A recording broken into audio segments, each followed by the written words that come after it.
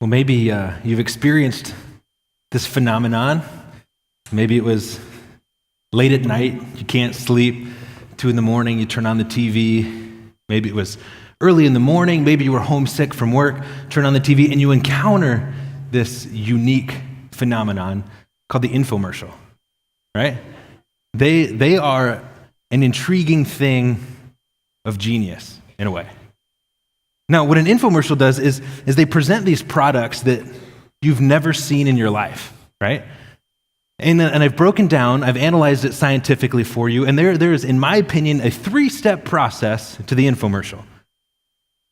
The first step in this process is just doubt, right? They introduce this project or this product, and you go, who in the world needs this? So, case study, there's an invention out there called the Snuggie. Do you know what this is? It's a blanket that literally has sleeves in it, right? And I don't want to burst your bubble. If you have one, if you're a Snuggie fan, you can achieve the same thing by turning your bathrobe backwards, right? Same thing. But if you spent 2 easy payments of $19.95, enjoy your purchase, right? But there's this doubt where you go, who needs this thing? And the marketers, they know this when they're trying to pitch this product, right? So they move us from doubt to discontent. And the way that they do this is they get literally the most incompetent people you've ever seen to do ordinary things.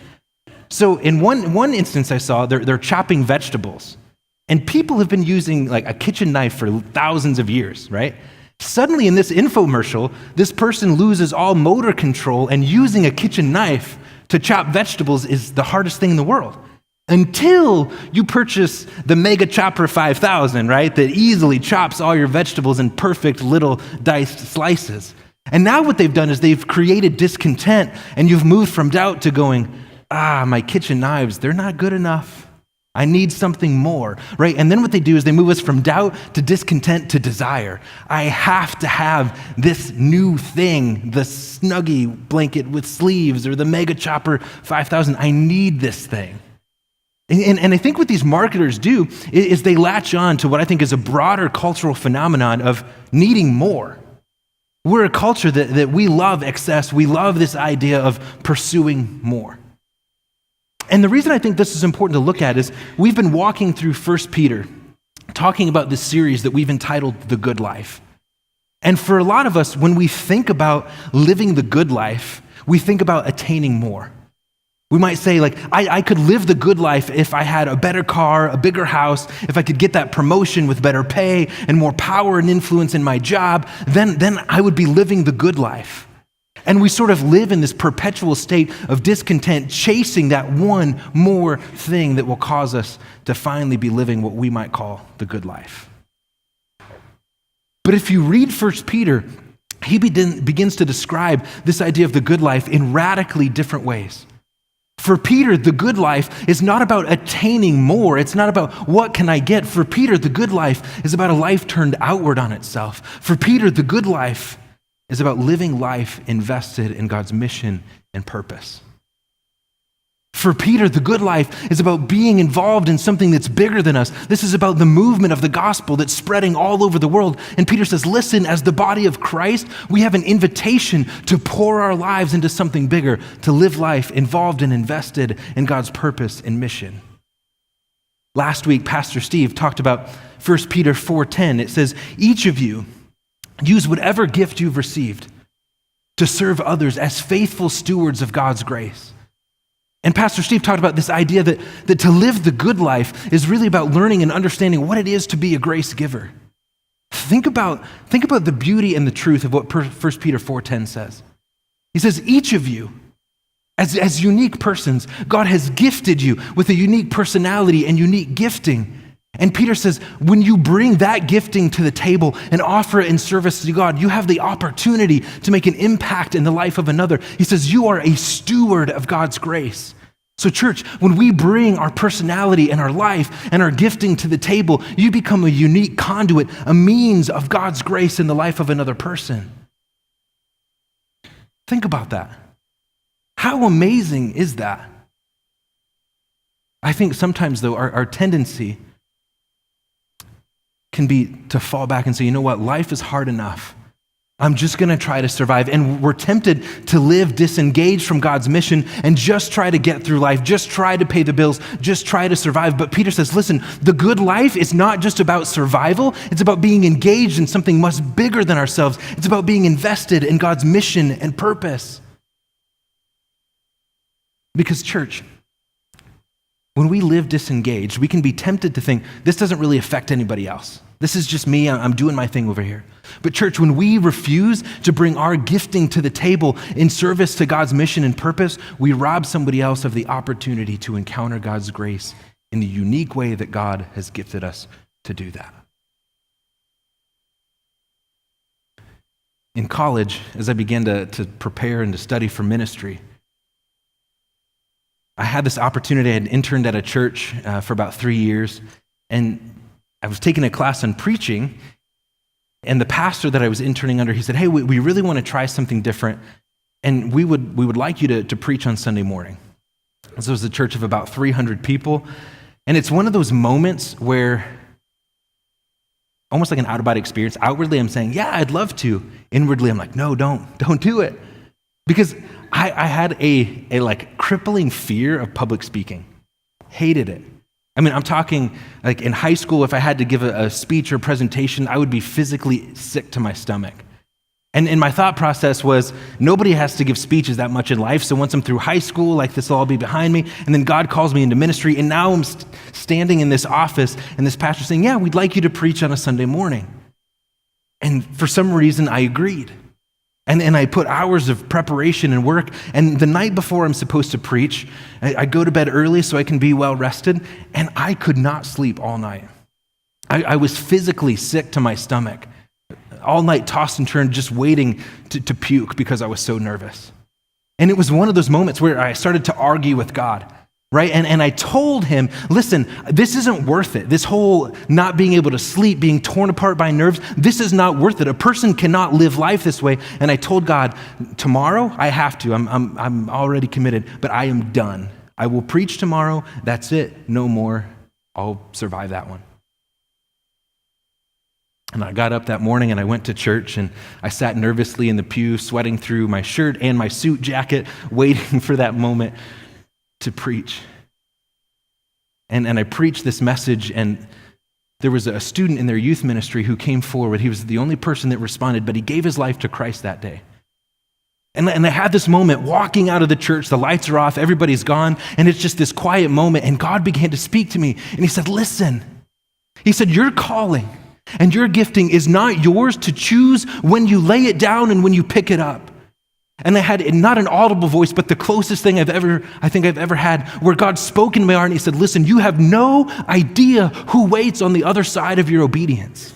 Listen, church, we cannot afford to live disengaged from God's mission. Peter says, each one of you use whatever gift you've received as in service to others, as faithful stewards of God's grace. God has uniquely designed and created you to have an impact in the life of another person. And if we choose to disengage, we are robbing someone of the opportunity to receive God's grace in obedience to us being involved in God's mission.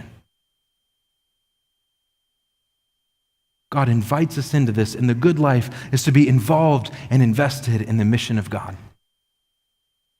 Here's the temptation. I think for each one of us, we are tempted to believe, I don't have influence. I mean, how many times when we think about something, I mean, it sounds like a grandiose thing, doesn't it? To say you're invited into something bigger than you, that God has this plan and purpose and mission for you. It sounds like this big thing. Preachers are great at talking big, and then we walk out and we have no idea what it means. And sometimes we talk like this and we're tempted to think, I don't have any influence. Well, what difference can I make in the mission of the gospel? And I think what's fascinating is that the people that Peter is writing to, these are people without influence. And I think sometimes we think, okay, if I was a manager or a leader in the workplace, if I was a person of position and power and status in society, I could make a difference. But little old me, I don't have influence. But when you read 1 Peter in chapter 1, he says, to the believers who were exiles scattered throughout Pontus and Galatia and several other Roman provinces. In chapter 2, Peter calls the people that he's writing to, he says, you are aliens and strangers. Other translations say exiles and foreigners. And what you see is the people that Peter is writing to, they are not the upper crust of Roman society. The people that Peter is writing to are in the social ladder of Roman society. They would be just above the level of a slave. That they're a foreigner and a stranger tells us that they are not protected by the laws of Rome, so they don't even have the status of citizenship that would grant them certain rights. These are a people who are foreigners, strangers, exiled. Literally, by definition, they do not have influence in this society. And yet Peter tells them, give your life away. Be involved and invested in the mission and the purpose of God. Use whatever gift you've received to serve others. And in that simple, humble act of serving others, we begin to have cultural influence that's so much bigger than us. If I use the phrase going viral, most of us know what that means, right? I mean, we live in a social media world, and so going viral is if I post like a YouTube video or a meme or something, and somebody likes that and shares it, and somebody likes it and shares it and likes it and shares it and retweets it and snaps it, this thing that I've posted can go viral, which means it can have a reach of millions of people because it gets shared and connected one person at a time. And the reason we call it going viral is because that movement mimics how viruses infect something. There was a group of researchers at the University of Arizona in Tucson who wanted to research how viruses travel and how quickly they travel. So what they did is they developed a tracer virus. It wouldn't actually make you sick, but it mimicked the genetic structure of the neurovirus. Do you know what the neurovirus is? It's a nasty gastrointestinal thing, like stomach flu bad. Which makes this illustration all the more gross when we get to the end of it. So they said, we want to see how quickly a virus can travel. So what they did is they went to several office complexes and they would put the virus on one object. They would go back later and they would take swabs of people's hands and different objects to see how quickly it had spread. They said, in summary, they found that between 2 and 4 hours, that virus traveled from the one surface and had infected somewhere between 40 and 60% of all the surfaces in that office.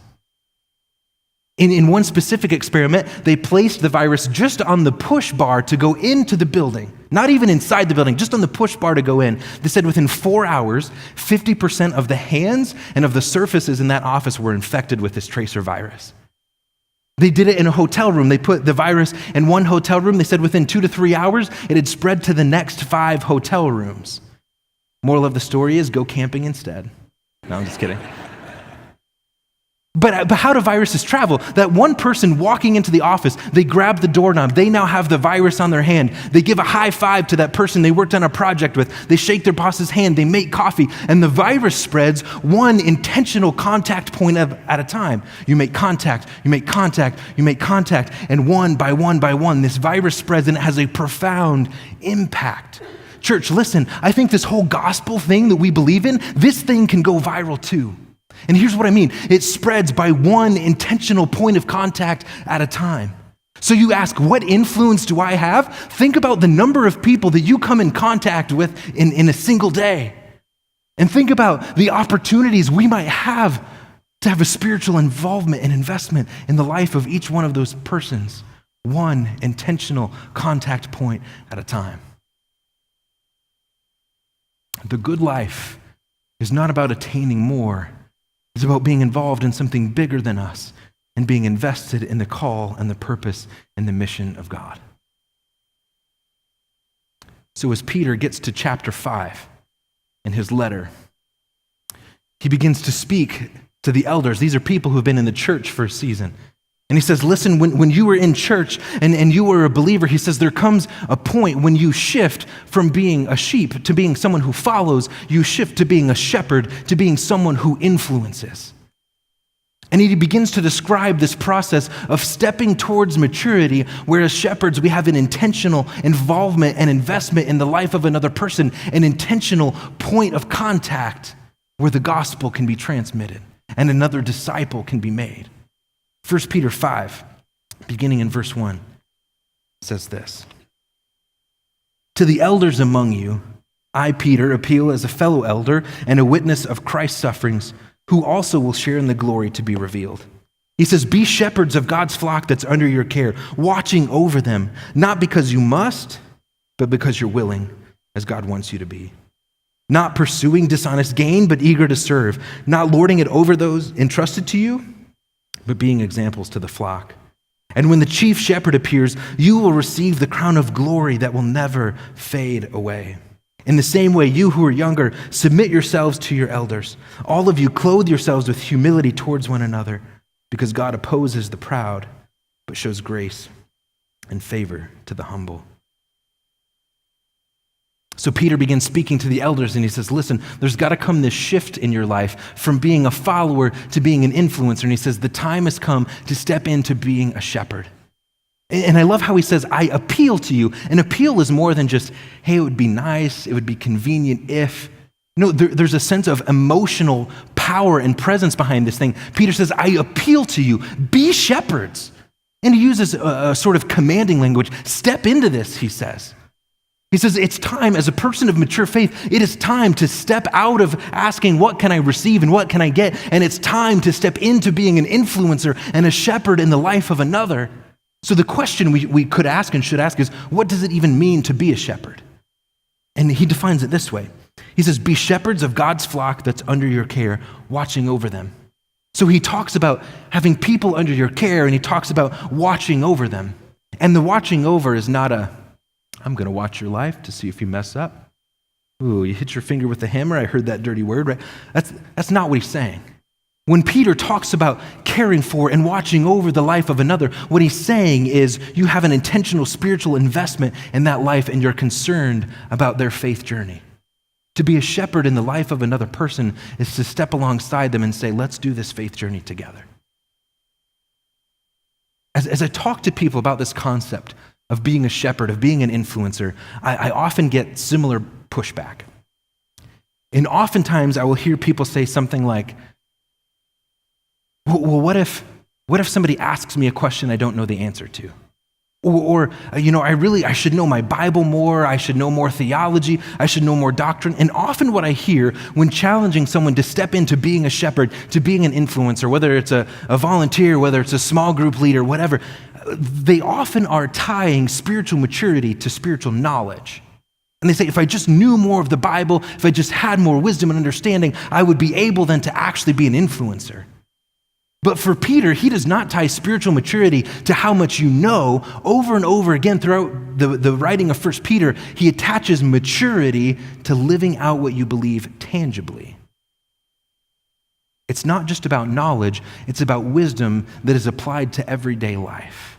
Stepping alongside someone else and saying, let's do this faith journey together. I don't have all the answers, but I'll pass on to you what's been passed on to me, and I will have an influence in your life on this journey. I mean, there's the invitation for us. Will you and I step into places of being shepherds and influences in the life of another, knowing that one intentional contact point at a time is how disciples make disciples who make disciples who make disciples, and this thing has global impact. So what does shepherding look like? How do we step into shepherding? I think Peter gives us a great example for understanding how it is that we step into being an influence in the life of another. The first thing he says is, be shepherds of God's flock that's under your care, which to me raises the question, what's the flock under my care? If we're going to step into being a shepherd, the first thing that we have to do is identify our sphere of influence. Again, we have that temptation to say, well, I don't have influence. Listen, church, I don't buy that. I think each one of us, God has gifted us with a sphere of influence, people and places that we live in proximity to that we can have an impact on. So maybe you're a stay-at-home parent. If that's true, God has called you and given you the opportunity to shepherd your family and to shepherd your children. Do that well. Maybe at your workplace, you say, you know what, I'm not a leader at work. I don't have a formal position of authority. I just do the things that I'm told. That might be true, but you still work in an office with people, and you can have influence there as a shepherd who has an intentional interest in the spiritual well-being of people all around you. You have a sphere of influence. Step one in being a shepherd is identify the sphere of influence that God has blessed you with. Step 2, I think, is to recognize what influence looks like. How do we begin to step into influence? And in this next section of this part of the letter, Peter uses three statements that follow a similar pattern. He will say, being a shepherd looks not like this, but like this. And he begins to compare and contrast our typical image of what power and authority influence looks like with what shepherding actually looks like. So the first thing that Peter says as he begins to define influence is this. He says, be shepherds of God's flock that's under your care, not because you must, but because you're willing. Being a shepherd is not about I have to, it's about I get to. Peter's goal and my goal today as a preacher is not to say, can I make you feel guilty enough that you walk out going, oh, I should shepherd someone. That's not it. For Peter, he's saying to be a shepherd is to recognize that God has given you the privilege and the opportunity of having the ability to make an impact in the life of another person. And as believers, when we step into the call and the mission of God, we have this opportunity to be part of something bigger than ourselves and to bring that hope that Jesus has done in our lives, to bring that to bear in a new situation. In 1 Peter chapter 1, he says, you've been given new birth into a living hope. I mean, imagine that. Church, we live in a world that desperately needs hope. And you know what? We have the message of hope. This is not I guess I have to be spiritually aware and make an investment in the lives of others. This is not an obligatory thing. This is Peter saying, recognize that you have the privilege and the opportunity to have influence in the life of another. Peter then goes on and he says, this is not about pursuing dishonest gain, but this is about being eager to serve. In other words, being a shepherd is not what can I give, but it's not what can I get, but it's what can I give. We often think that as leaders, it's about power and authority and attaining more position and status. But Peter says, no, don't use this position for your gain. He says to have an influence in the life of another is not about what can I get, it's about what can I give and how can I invest in the life of another. And for Peter, this is all about maturity. As you grow in your faith, Jesus is forming and shaping us into the kind of people whose default response is service. That more and more our character is to live and to love and to serve like Jesus did. Finally, Peter ends this section of the letter by saying, as a shepherd, don't lord it over other people. He says, but instead set an example for them. The principle here is, as a shepherd, we influence not with command and authority, but rather with a depth of character. We often associate influence with power and with status and position, and we think, once I have that, then I can be an influencer. Peter says, no, this is not about command. This is not about lording it over others in a position of power and status. He says, this is about a depth of character that you live out your faith in such a compelling way that people go, there's something different about this person. Or listen to how he says it in chapter 2. He says, dear friends, I urge you as foreigners and exiles. He says, abstain from sinful desires which wage war against your soul. Catch this. He says, live such good lives among the pagans that though they accuse you of doing wrong, they may see your good deeds and glorify God on the day he visits. Did you hear what he said? He says, live your faith in such a way that they watch your faith be validated in the life that you live, and they watch how you live and go, there's something different. And he says, people will actually praise God because of living out our faith with a depth of character and integrity that aligns with God's word. It makes influence profoundly more simple and attainable, doesn't it? And for Peter, he ends this by saying, after all, we serve under the chief shepherd. He says in verse 4, and when the chief shepherd appears, you'll receive your crown of glory. In other words, church, we're not doing this. We're not investing in the call and mission of God to get something out of it. He says we're serving under the chief shepherd, not to draw attention to ourselves, but to point people to Jesus. Here's the question. Will we step into being shepherds, to having an intentional influence and investment in the lives of other people? From being a follower to also now being an influencer. I think so far we like the conversation about being an influencer. We like the conversation about what it is to be a leader. In fact, I read the other day that there are over 10,000 books, articles, and magazines on leadership. There is a lot written about what that is. But as Peter begins writing in verse 5, he begins to shift his focus, not just on being a shepherd, but he says, now I'm going to talk to those who are younger among you. And he says this in verse 5. He says, in the same way, you who are younger, submit yourselves to your elders. And Peter begins to talk a little bit about what it means to receive influence. Man, it's hard to receive influence sometimes, isn't it? Can I talk to the young people, young leaders in the room for a second? I'm going to put myself in that camp too, with the young leaders. In my role at Grace Point, I get the opportunity to do a lot of hiring, read a lot of resumes, interact with a lot of young people looking to step into a position of influence. And one of the things that I hear, and I love the passion, there's often an eagerness to have a public platform. They want an opportunity to get to do what I'm doing today, and they want that moment to lead worship up front or to lead a team of people, and they're desirous of that public platform. And my advice to them over and over again is, listen, right now, your biggest responsibility is to build a depth of faith and character in your life so that when you have a public platform, you have a depth of faith and relationship with Jesus from which to speak and to minister.